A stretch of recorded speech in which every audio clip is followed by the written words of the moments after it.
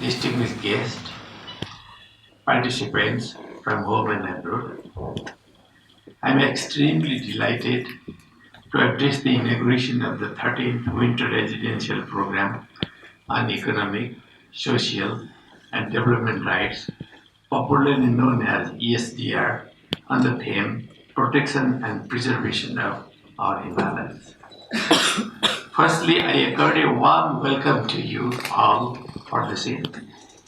Most importantly, I, on behalf of 3 crores people of Nepal, would like to welcome the resource persons and delegates of the program from Bangladesh, Bhutan, China, India, Pakistan, and Nepal.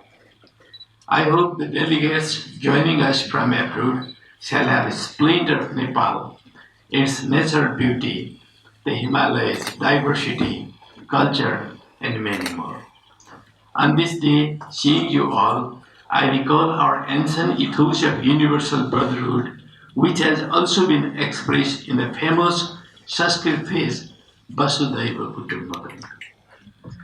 Dear participants, I have been informed that Kathmandu School of Law has been successfully organizing the International Winter Residential Program, ESDR, with new theme and concept every year. And the program gives a common platform for national as well as international participants from various countries to discuss and debate on common issues. This is why I thought that this was an appropriate forum to share my views on protection of Himalayas. I thank the organizing team and the whole KSL family for your kind invitation. At the outset, I wish to extend my deep appreciation to the Kathmandu School of Law for their efforts in organizing a program that connects the youth from around the world and engage them in a dialogue highlighting our common grounds and common concerns. I must commend KSL for its immense contribution as a center of learning, research, intellectual dialogues of national and international level in promoting the culture of understanding, tolerance, unity, and universal accountability towards nature and humankind. Ladies and gentlemen, Nepal is a developing country, and I speak today. I am proud to say that Nepal now is on a steady path of development and stability. The dream of having a constitution authored by the Nepalese people through Constituent Assembly came true in Nepal with the present constitution promulgated on September 20, 2015. The Constitution of Nepal 2015 is the 7th Constitution of Nepal. The Constituent Assembly accomplished the historic task after an unremitting, untiring effort lasting for 8 years. With the promulgation of the new constitution, Nepal was structurally transformed into the Federal Democratic Republic, and the election held in the recent past firmly erected the institutional and structural framework of the federal system of governments. Armored with the new constitution, laws and government structure, Nepal is now readily progressing on the path of development. I understand before this audience a blend of varied nationalities. I am reminded of the utmost potential which this regional relationship hold.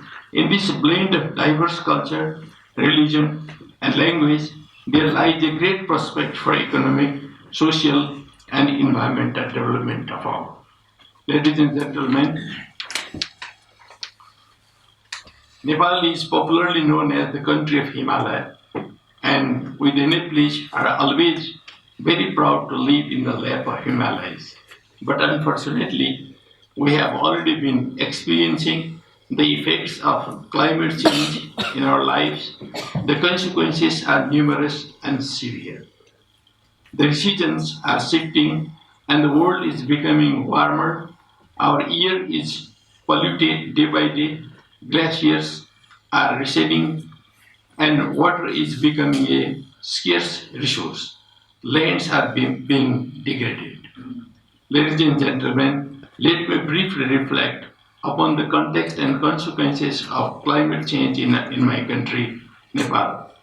Fast melting of glaciers in these majestic Himalayas and higher variability of rainfalls, resulting in shifting monsoons with extended droughts, less rainy days have increased vulnerabilities for livelihoods and our economic infrastructure.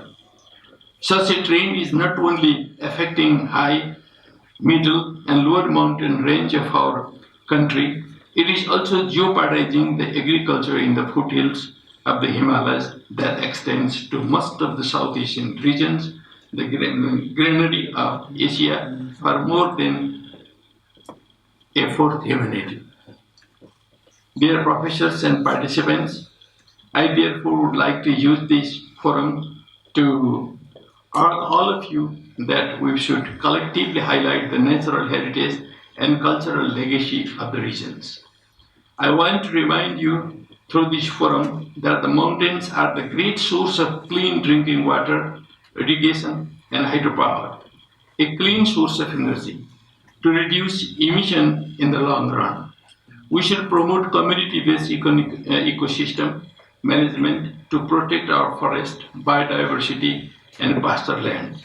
Nepal has good example in some areas to share, although at a limited scale. We hope to keep our planet healthy and green. We must hand over our planet to the future generation as a safe place to live where no living things have to suffer for fresh air, water, food, and shelter. We should make sure that Mother Earth remains as a planet intact with its diverse economic ecosystem, its purity, and its beauty. The conservation of the ecosystem in the mountainous areas is not only important for the people of Nepal, but also for the people living in the downstream regions and beyond. Therefore, the issue of Himalayas and its people deserve special attention and support at the international level. I believe that such a platform that KSL provides a global level gathering would help us in developing our common stance and promote our collective voice for protection of Himalayas. With this note, I would like to thank you, Professor Dr. Yuva Sangola, for your unremitting efforts to address the issue of national interest, and the entire KSL fraternity for inviting me and as well as providing me this opportunity to share my thoughts and concerns on behalf of my country with all these young and enthusiastic youths and future leaders from around the world. Kathmandu School of Law has always been a leading institution in Nepal for the development of Nepal education. I also hope that this KCL would be developed into a renowned university of this region. Thank you very much. We are looking forward to develop it as a university in the future. The discussion has already been started in the government level to make it a university. I am confident that it will soon get a status university and that we can continue to build on this strong start and create a new model of academic excellence which will add to the credit to both the government and the institution. I wish KSL, the organizers, resource persons, and participants all success in a noble mission. Thank you very much.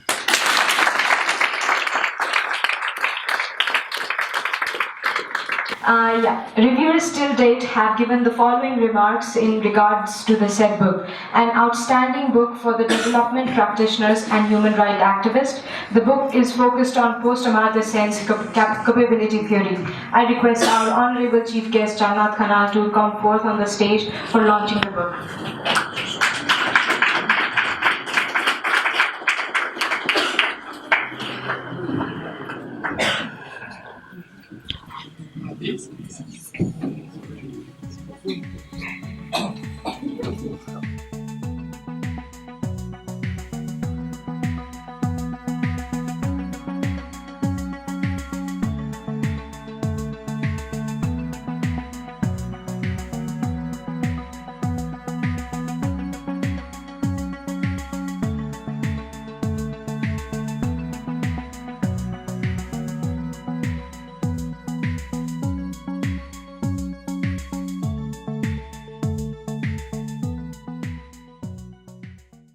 Yeah, please. Could I start? Please.